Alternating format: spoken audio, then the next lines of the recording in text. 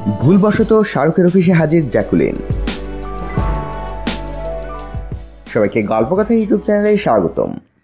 হঠাৎ করেই শাহরুখ খানের অফিসে হাজির হলেন জ্যাকুলিন ফার্নান্দেজ।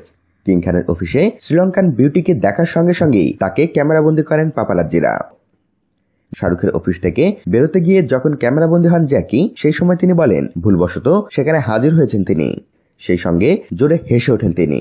শাহরুখের অফিসে তিনি কেন হাজির হয়েছিলেন সে বিষয়ে খোলাসা না করলেও জ্যাকি যে কিং খানের সঙ্গে পরবর্তী সিনেমার জন্যই হাজির হয়েছিলেন তা স্পষ্ট। যদিও কিং খানের তরফেও এ বিষয়ে কোনো মন্তব্য করা হয়নি, কিন্তু শাহরুখের ডন 3-তেই এবার জ্যাকুলিনকে দেখা যাবে বলে শোনা যাচ্ছে। প্রসঙ্গত, বর্তমানে সালমান খানের রেস 3-র শুটিং এ ব্যস্ত জ্যাকুলিন ফার্নান্দেজ। পাশাপাশি সালমানের সঙ্গে দাবাং ট্যুরেও দেখা যাচ্ছে বলিউডের এই অভিনেত্রীকে।